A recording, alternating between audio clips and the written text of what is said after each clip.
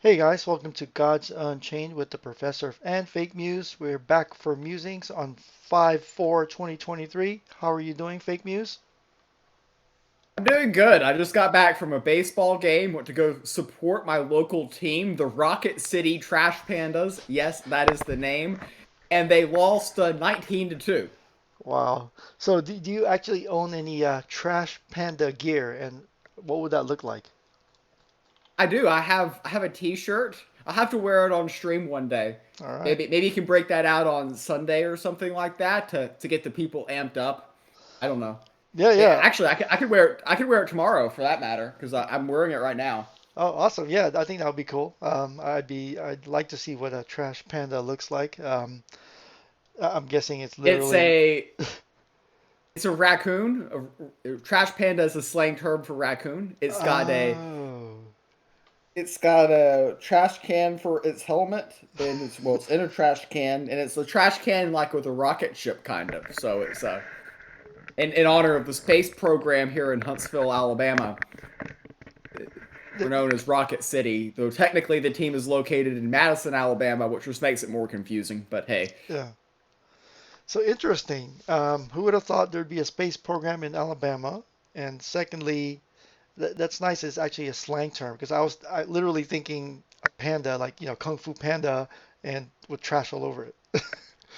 no, trash pandas is a slang term for raccoons because they often are in trash cans in Alabama, Down south, and they yeah. kind of look like pandas. They kind of do look like miniature pandas if you look at them in the right angle. Okay. But they're much meaner than pandas. Pandas, you don't want to have them. We actually had a raccoon break into our house once, and it was a whole mess. It was a very messy situation.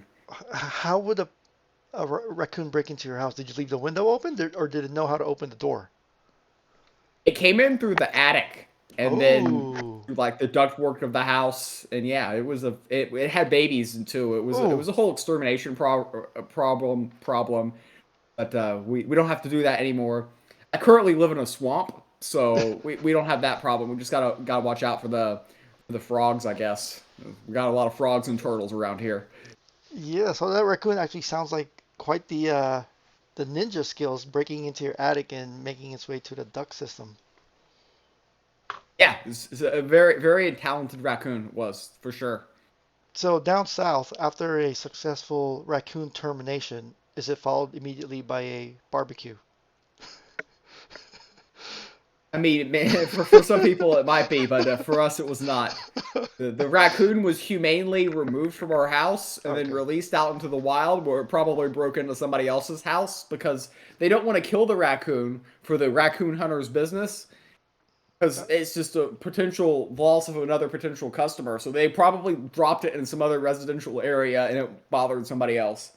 uh, But it stopped bothering us. yeah, and as they dropped it off at another neighborhood, they probably left their calling card or business card on the porch or something, right?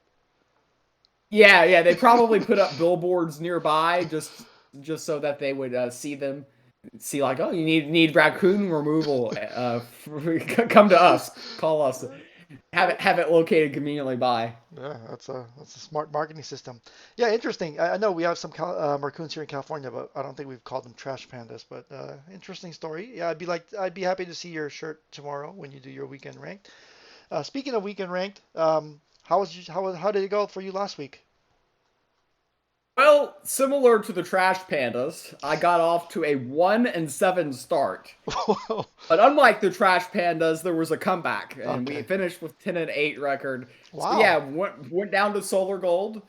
It get 10 wins, which is, I mean, okay. Obviously, with no Band of the Wolf packs this week, the packs didn't seem to matter as much, but salvaged a less embarrassing weekend and made it very forgettable instead of potentially breaking Clutch's 5-win weekend ranked. He broke my record of 6 wins in terms of badness.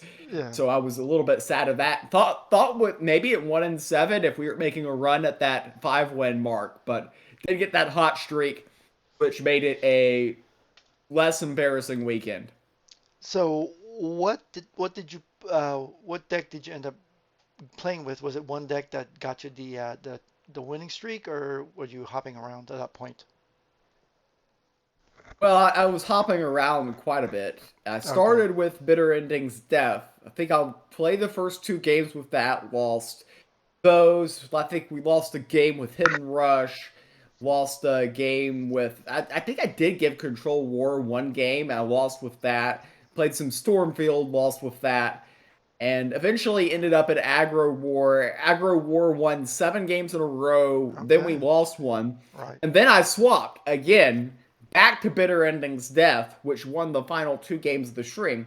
People were calling me out for switching on Aggro War after losing when they had a 7 game winning streak. But sometimes when you're 8-8, you got to switch again. And Yeah. even though it won 7 games in a row previously, that wasn't enough for us. Yeah. Yeah. What are your thoughts on bitter endings and hidden rush generally in the current meta? I mean, they're playable. Yeah. For me, the Bitter Endings, I think, is a very strong deck. I just need to pilot it. I had a Miss Lethal last stream. I'm still working out the intricacies on how to pilot that deck. So I need to work on that.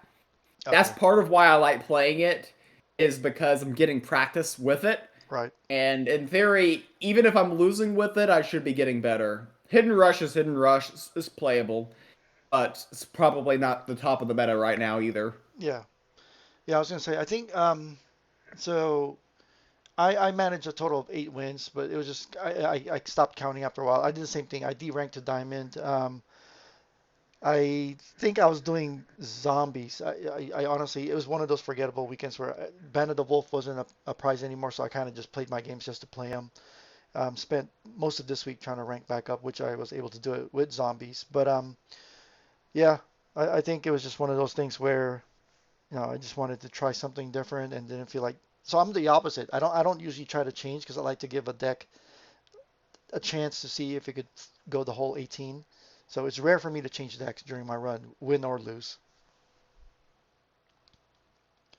Yeah, mine I typically have a short leash, and since I don't really have a locked in deck right now for next week, it's probably going to be a similar storyline next week. Probably going to be playing a lot of different decks unless one of them gets hot.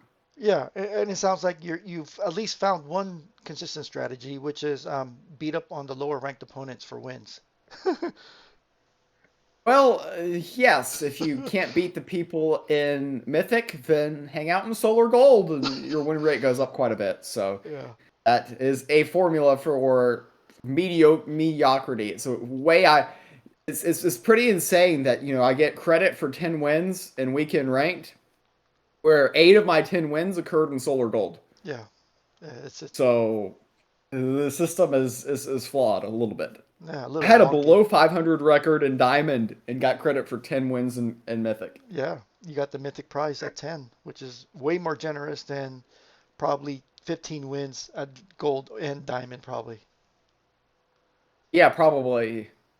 Right. I don't know the cutoff for getting a legendary. I think the cutoff for Diamond is around 13. Yeah. But solar, I'm not even sure you can. Yeah. Maybe if you have an insane run. Right. Right. Yeah. Next, speaking of Band of the Wolf, this is probably obvious, but did you know Ico has been played in 125,000 games compared to Hortuk, who's only been played in 108,000 games? I mean, I didn't know that off the top of my head, but it makes sense to me because Ico can go in a wider range of decks. Right. There's a lot of decks that are running Ico and Hortuck because it's nice to have the utility of a relic removal that Ico brings for control decks. Hortuck obviously only can be played in control and some mid range. It can top out with Hortuck. But mid range doesn't exist in the game, so it can pretty much already only really be played in control. Yeah. So yeah, Ico has a little bit more flexibility because you can toss Ico in an aggro deck, Yeah. and it It fits. still is a pretty annoying card. Yeah. I was thinking the same thing. It makes sense to me too, but just because comparing the two, Ico's just a lower mana card, so not even just in the archetype. It's just easier to throw a lower mana card into a deck versus if you're like you said, if you're running an aggro deck, you're probably not going to put a 7 mana card in your deck.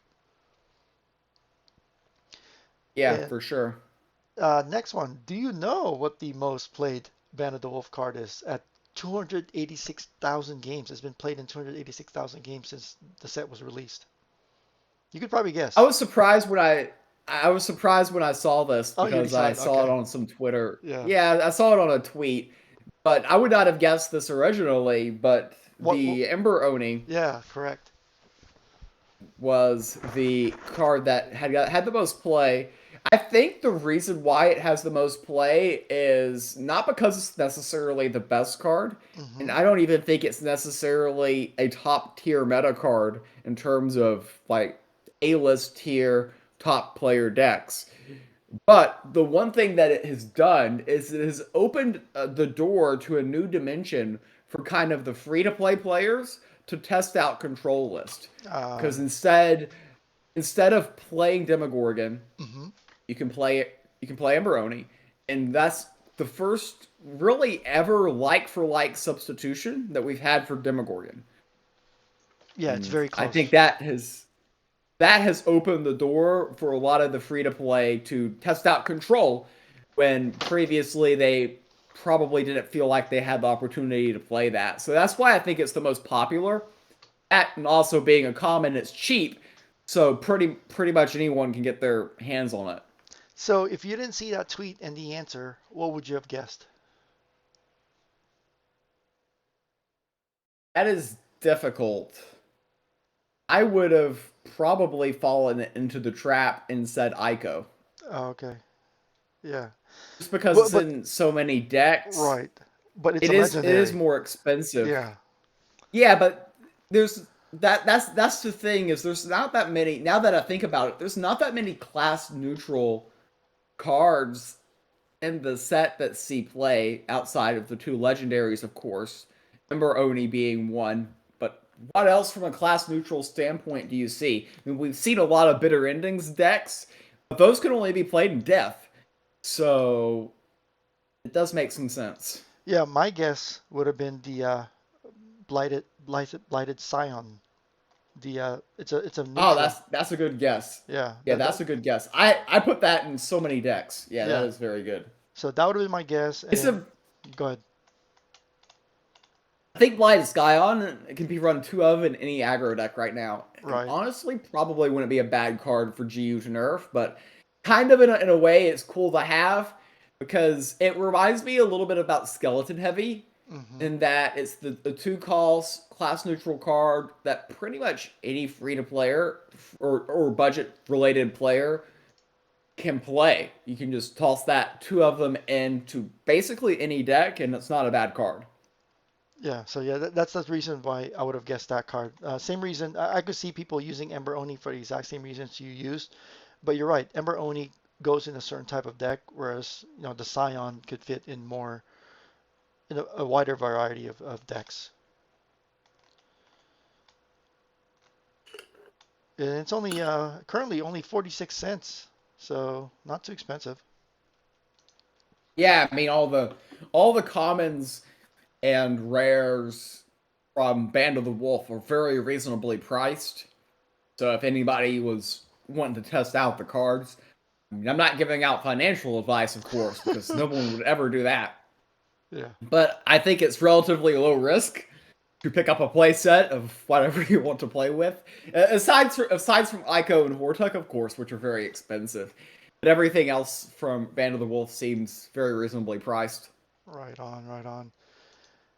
All right, weekend rank. So my teammate Mudman, his what to play over the weekend video, he is recommending Card Draw Magic. What's your thoughts on that one?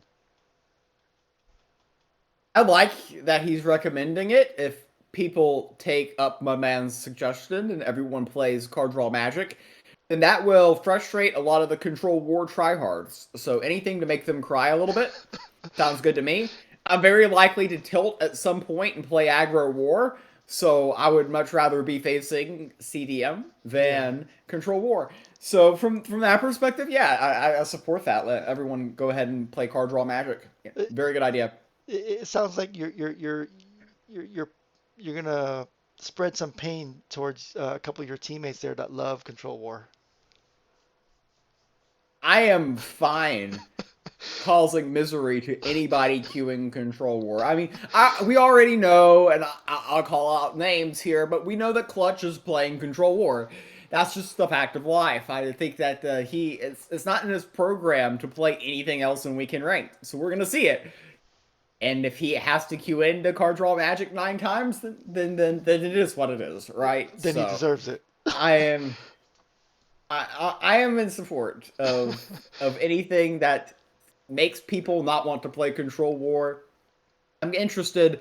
How does Card Draw Magic do against the zombies? Because that's another really big meta kind of thing. That I'm curious if the health gain from the zombies kind of messes up the Card Draw Magic. I'm not very well versed in that particular matchup as somebody who doesn't play, quite frankly, either deck very much in this meta. Yeah, I think it would come down to if Card Draw Magic draws their Palace Wand early, or if the zombie player doesn't draw their Scepter, but if they draw the Obelisk and the card draw player can handle the Obelisk early on. But you're right, the health gain can become a problem left alone. But yeah, the control zombies, control war, if you've got a deck that can handle those, the issue here is I have my combo decks like Stormfield, which can do very well against zombies and can do very well against control war. The issue is your weekend isn't typically going to be defined by how you do versus control war or how you do versus control death. It's typically going to be defined of how do you do against free to play aggro war? Yeah. How do you do against free to play nature stuff? And that's where I question the CDM is how are you going to do against really fast aggro war lists? Because in my opinion, that's a matchup where I'd rather have the war side because they go face very very quickly and they don't really care that you're going to outvalue them with all your card draw stuff because they're just going to kill you. You can win the board, they've got the skill button. So that would be the only concern I would have for card draw magic. It's just not winning your fair share against the aggro wars out there. Yeah, in that video, Mudman pointed out that during this past week, Aggro War had a 20% representation in the meta. Obviously, that changes during the weekend rank, but that's a big share of the meta, 20%. Yeah, that's something to be scared of. I'm curious if that share will go down or up on the weekend Hmm. because there's some people who only play on the weekend and are more budget conscious and stuff like that and probably more likely to play aggro war, and there's other people like myself who play a lot of aggro war midweek because they just want to get their 10 games in. It's Right. very quick, it's very efficient. So I'm kind of curious if it will be 20% or less, but I do expect to see a lot of aggro war floating around. So it's very risky to play any deck that doesn't do well against it. But like I said, the deck I'm going to be starting off with is the Bitter Endings Death stuff, and one of my worst matchups is those aggro war lists because of how bursty they can be. They can kill me from 15 or beyond 15 when I put all their minions to sleep. It just feels like they're cheating. Yeah, I have no idea how the vicious wrens, the whetstones, the relics, they can really have a lot of reach for sure. yeah, I agree. I agree. Speaking of your teammates and tournaments, looks like how did you do on the recent tournaments? And I know a couple of your teammates just did really well too, right? Yeah, so there was the X-Borg tournament where I finished with 3 wins, 3 losses, and then did not show up for day 3 because I was eliminated from the playoffs. But Okay. in that tournament, Clutch, H Pain, and Sam Bam all made the final 4 with Clutch and H Pain making the finals and H Pain winning the tournament. So congrats to H Pain on a very big tournament win there. The Congratulations. Export tournament had a lot of 8M representation, and I believe Tom, some random dude named Tom, was the Hmm. 4th person in the final 4. I didn't know who he was, so there you go. Congrats to Tom, I guess.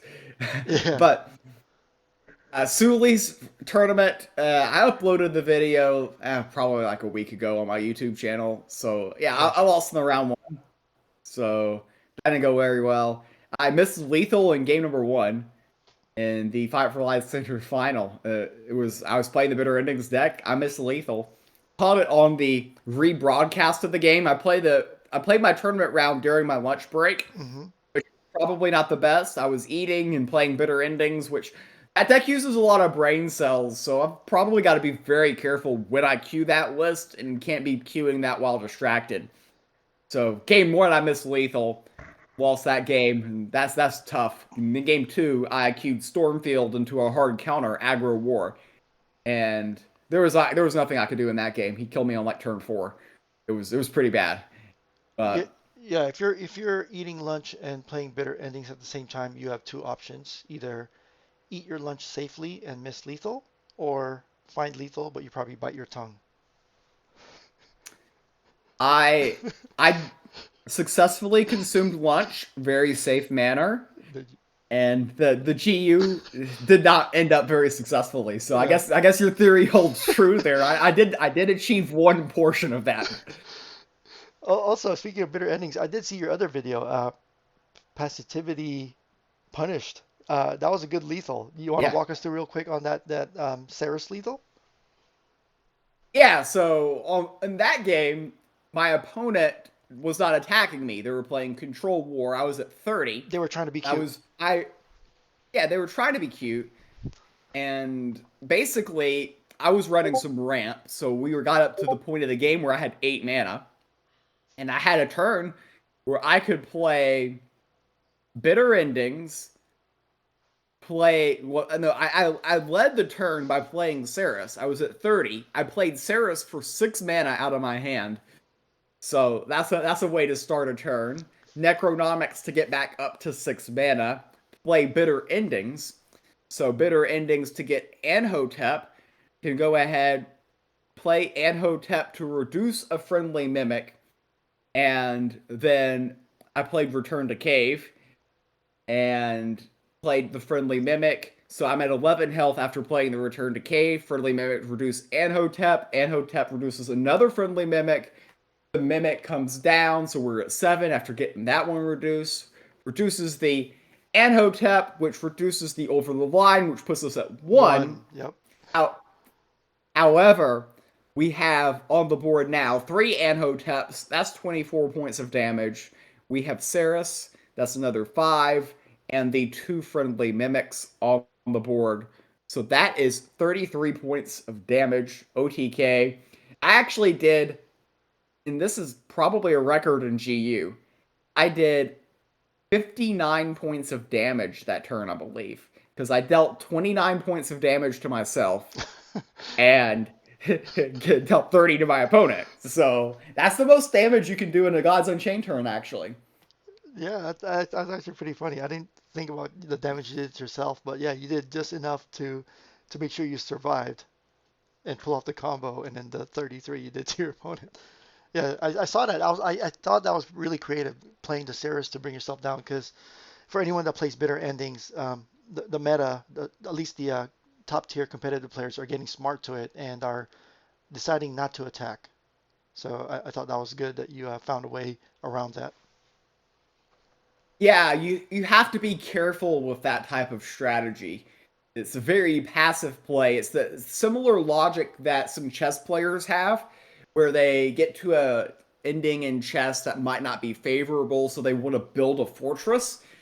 And Magnus Carlsen, who used to be world chess champion but is currently not world chess champion, says he doesn't believe in fortresses, and usually because they can be cracked. Hmm. If you just do, there's usually a way around it, and by not attacking, you're kind of building a fortress. And if you give me enough time, then there is lines where if you literally do nothing, that I can play Saris, get myself down to 10, and then just set everything up there like I had there. So we've shown the line. We know that it's possible. That's 33 points of damage, so that's going to OTK anybody, and the math works out. So you basically put Control War players on notice that you're coming for them. Yeah, Bitter Endings does queue very well into Control War. That is one nice thing. The problem is the only thing I ever queue into is Aggro War. And bitter endings doesn't cue as well into that. I mean, I do have some wins. It's not like a 0% matchup, but it's not a favorable one either for me. It's very, very difficult, and we have to draw basically perfect to win. Well, if you really want, Muse, you could hold off on your weekend ranked, wait until Clutch plays his, and just queue in bitter endings to Clutch for 18 games. You'll get 18 in a row Yeah, anyway. it's just it's awkward to just stream snipe clutch for my entire weekend. It might piss off some other members of Infinite Mana if I went with that strategy. But yeah, I could get a top 10 out of that, and I could get tens of dollars worth of Mortal Judgment cards by pulling that off, and Tens, only yes. upsetting my entire team. But yeah, that is an idea for sure. Yeah. It'll be entertaining at the very least. All right, so you talked about your YouTube videos and your weekend rank coming up with the Trash Panda shirt. Any other content you're working on? Nah, I'm gonna be on a work vacation leaving next Thursday though. I'm actually canceling my stream for Wednesday next week because I have to get up at 2 a.m. What? on Thursday. Wow. So there'll be yeah. I have to drive to Nashville, which is about a 2 hour drive from where I live, and I have a flight to San Francisco for a work trip. So be interesting. Checking out California and all that fun stuff. But I will be not streaming next week. So my next two streams, one on um one on this Friday, tomorrow, or probably today by the time you're listening to this. Friday, one on Sunday, and those would be my last two streams for a couple of weeks until I get back from vacation. Well, work trip, very businesslike. Yeah. Are you bringing a laptop to play GU, or are you also taking a GU break besides the stream break? Yeah, it's a complete GU break. I will not have a laptop, so yeah, Okay. hopefully not getting DQ'd in the Party Boy Craig tournament, but we'll see. That might happen. Oh, okay. Okay. All right. Yeah. Thanks for that update. Wishing you a safe trip. Um, yeah. As for me, doing my weekend rank when I can. I think I'll just be fitting in. I don't know, maybe aggro war or something quick, but not really. Again, it's one of those weekends now where there's no more Ban of the Wolf Pack, so low stake prizes, as FakeMews described, the tens of dollars. So pretty relaxing. No need to stress over it. All right. Anything else, FakeMews? Nothing else for me. All right. Well, I wish you a fun and entertaining stream on your weekend ranked and on your Sunday Flux wheel. And roll tide. Roll Tide.